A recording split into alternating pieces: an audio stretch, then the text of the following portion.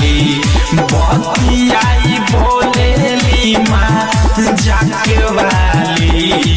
दिल वाले गाइल दिल वाले गाइल दिल वाले गाइल पियर की फड़क वाली दिल वाले गाइल पियर की फड़क वाली दिल वाले गाइल पियर की फड़क वाली।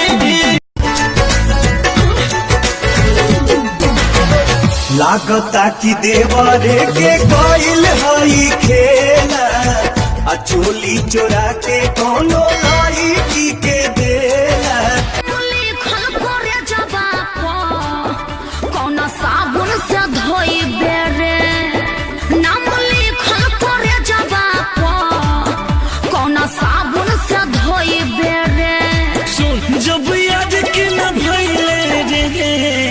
तो भतार के न होई बेरे जब याद के न भइले रे तो भतार के न होई बेरे आइलो रहे मिले नया साल में हो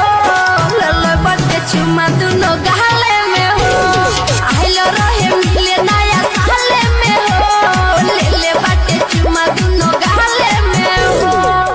राजा ऐसे कहे देखो तरहो जैसे देखो ना पहिले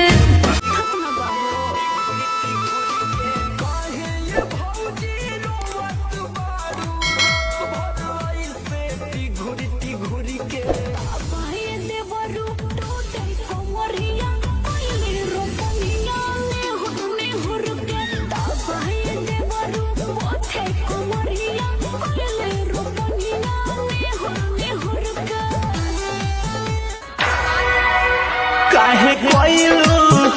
तू मोहब्बत जब कर के रहे बदनाम हो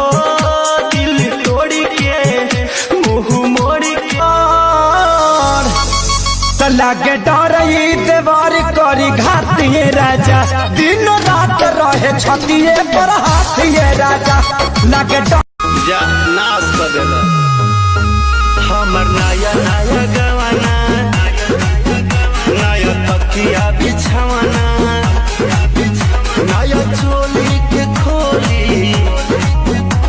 बनवला खेलवाना बुझतानी हो बुझतानी जवन चक्कर चलावतार हमके छोड़ भाभी ये क्या पटावतार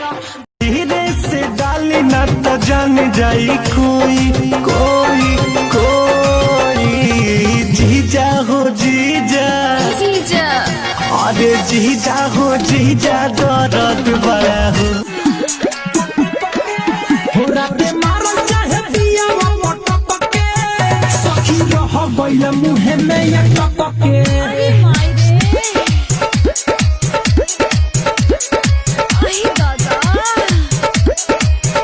हम भगवानी छोड़ाई के छटपके सखी रह गइल मुहे में या टपके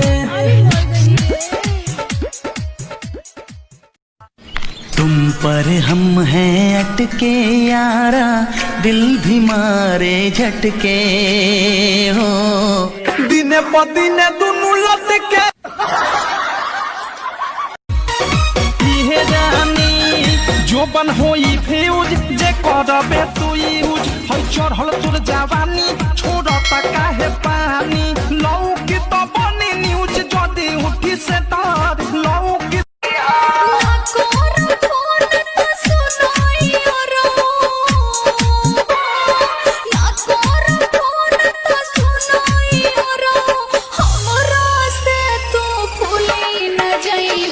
जतारू ससुरा भूली न जइहा पियावा के बाही न झूली न जइहा कि गर्मी के दिन बावे बड़ू का मसीन जोगा के रख नाया बा मसीन जोगा के रख में खोसडी पलक देवरा बाटे बड़ी चिटक लगावा तू राजा जी खोसडी पलक देवरा बाटे बड़ी चिटक लगावा तू राजा जी हमारा लहंगा में मीटर लगा दी राजा जी हमारा लहंगा